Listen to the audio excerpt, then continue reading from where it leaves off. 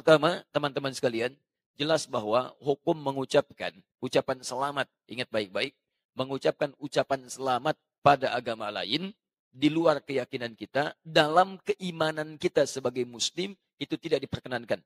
Haram hukum yang mengucapkan selamat, misalnya A, selamat B, yang dalam selamat itu ada unsur pengakuan. Awas, ada unsur pengakuan, ada din selain Islam, atau agama yang dibenarkan selain Islam. Itu adalah wilayah keyakinan iman kita. Sebetulnya sama aja. Yang bukan Islam pun, non-muslim pun meyakini kepercayaan dia yang benar. Jadi sebetulnya itu keyakinan standar setiap pemeluk agama. Itu indah sekali. Ya, indah dalam Islam itu. La ikraha fid din. Baik, tidak ada paksaan dalam agama. Kita nggak boleh paksa orang. Tapi kita pun tidak boleh mengikutkan keyakinan kita pada keyakinan orang lain. Dan itu sebetulnya standar dalam keyakinan beragama. Silakan cek. Quran surah ketiga Ali Imran ayat ke-19. Paling kiri sebelah atas. Inna dina indallahil Islam. Inna dina sungguh ad-din. Ad-din. Pegangan hidup. Hal yang mendekatkan pada Allah. Din yang dipahami dengan agama itu, kata Allah, nggak ada yang lain di sisi Allah kecuali Islam. Di Allah sudah mengatakan, lihat, yang saya ridhai, yang saya tetapkan hanya Islam. Tidak ada yang lain.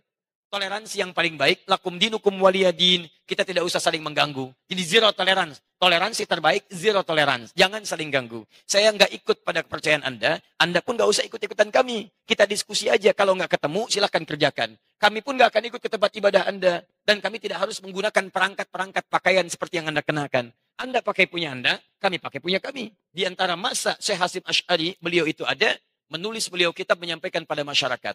Apa di antaranya? Beliau keluarkan fatwa.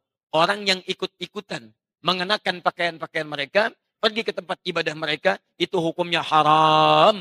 Dihukumi tasyabuh bil kufar. Menyerupai orang-orang kafir, maka keluarlah hukum. Dilarang mengenakan pakaian-pakaian seperti pakaian mereka. Atribut seperti mereka. Sehingga tidak menghadirkan nilai kepercayaan lain masuk kepada kepercayaan kita. Itu sudah ada dulu disebutkan oleh pendiri Nahdlatul Ulama tanggal 31 Januari tahun 1926. Jadi kalau sekarang ada pertanyaan lagi, apa Ustadz, apa hukumnya menggunakan topi ini? Ya, apa hukumnya memasang pohon-pohon ini? Sampaikan, itu pertanyaan sudah diajukan sudah lama dari sejak masa Mbah Hasim Asy'ari. Jawaban beliau begini. Kalau ada ulama memberikan fatwa yang berbeda, sampaikan, maaf Pak, Anda telat.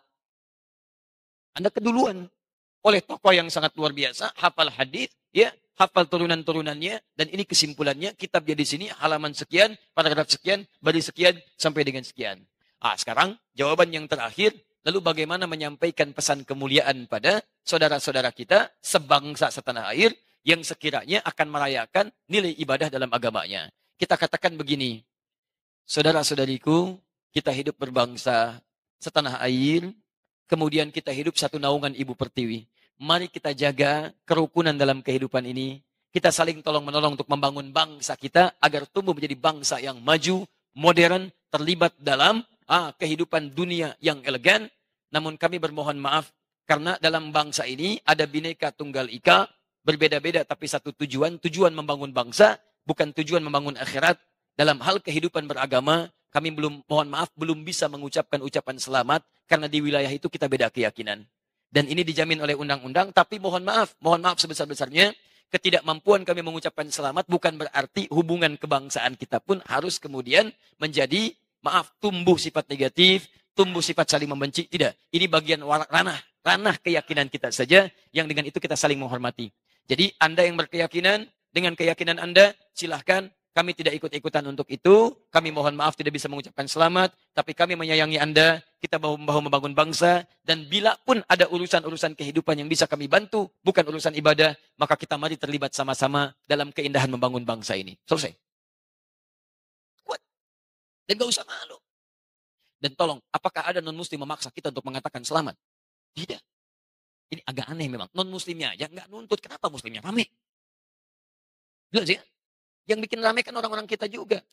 Dan kita itu siapa mereka? Orang-orang penyakit ada hatinya. Itu yang bikin rame. Silahkan lihat tuh. Yang ribut mengucapkan masalah itu bukan non-muslim. Non-muslimnya biasa-biasa aja.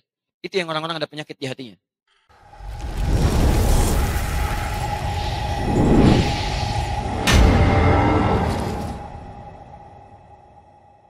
Orang-orang muslim yang mengatakan bahwasanya boleh saja mengucapkan selamat Natal, Saya berani sumpah ikhwah.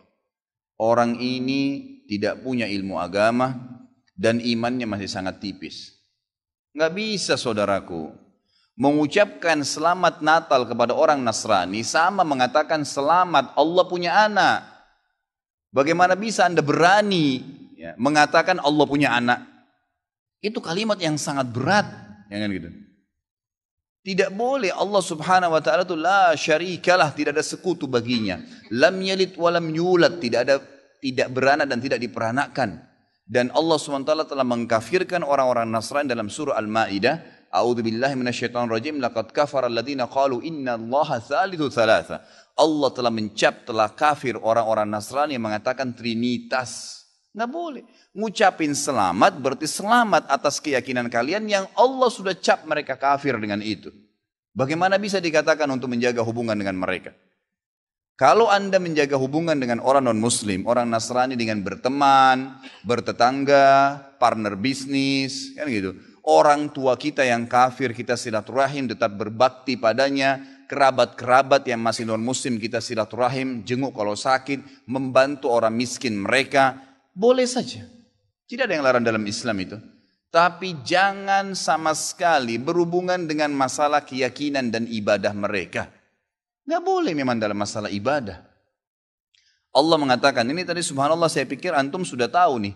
Ya, makanya saya ulangin lagi sebab turunnya surah Al-Kafirun. Al-Mughirah telah datang kepada Nabi SAW mengatakan, wahai Muhammad, Mekah kita bagi dua saja. Sehari buat kamu, sehari buat kami.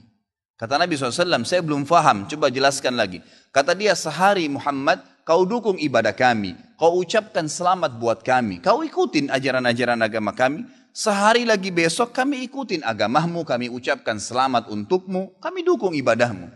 Apa jawaban Nabi SAW? Sehari-sehari. Biar adil. Kata Nabi SAW, tidak boleh. Kata dia, wahai Muhammad, sehari buat kami.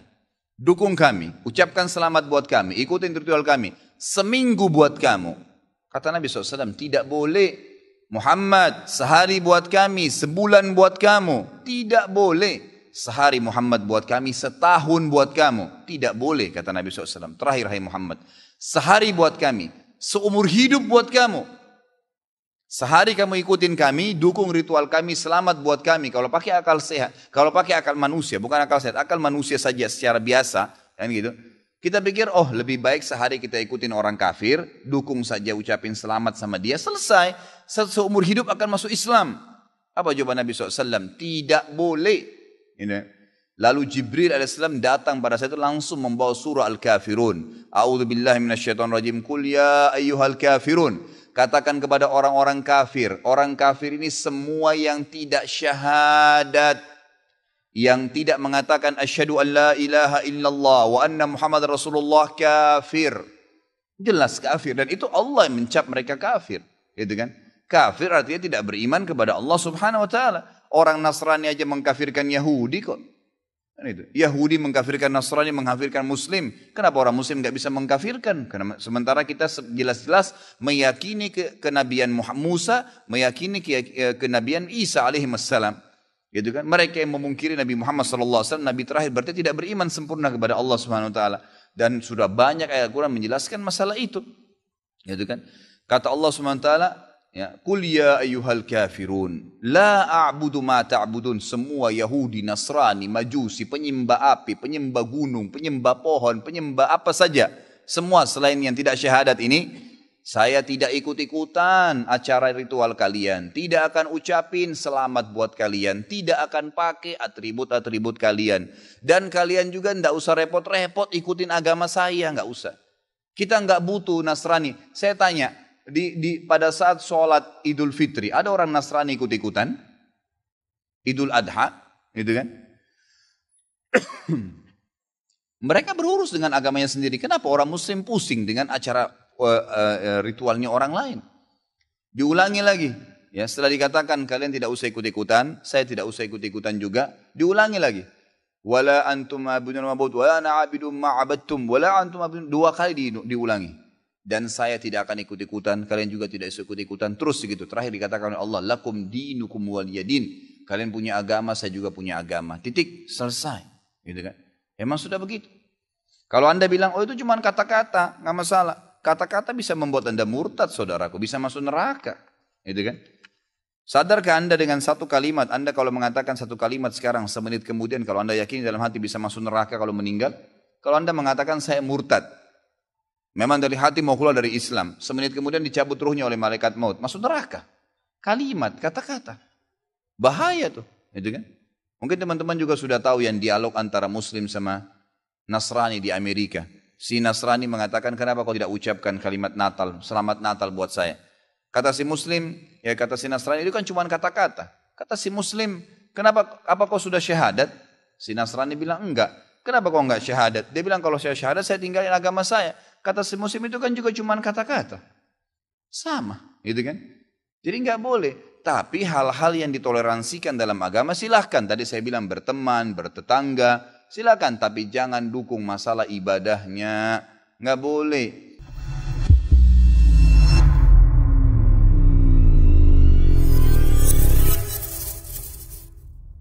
Dalam ceramahnya, Ustadz Adi Hidayat dan Ustadz Halid Basalamah menjelaskan hukum Islam mengenai pengucapan selamat pada hari raya agama lain.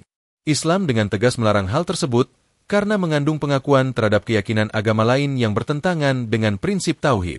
Mereka mengingatkan bahwa toleransi dalam Islam adalah saling menghormati tanpa mencampurkan keyakinan. Sebagai contoh, Al-Quran dalam surah Al-Kafirun mengajarkan agar umat Islam tidak mengikuti ritual keagamaan atau simbol dari agama lain, seraya tetap menjaga hubungan sosial yang baik dengan pemeluk agama lain. Para ustaz juga menguraikan pentingnya memahami konteks toleransi dalam Islam. Toleransi terbaik adalah tidak saling mengganggu keyakinan dan praktik ibadah masing-masing.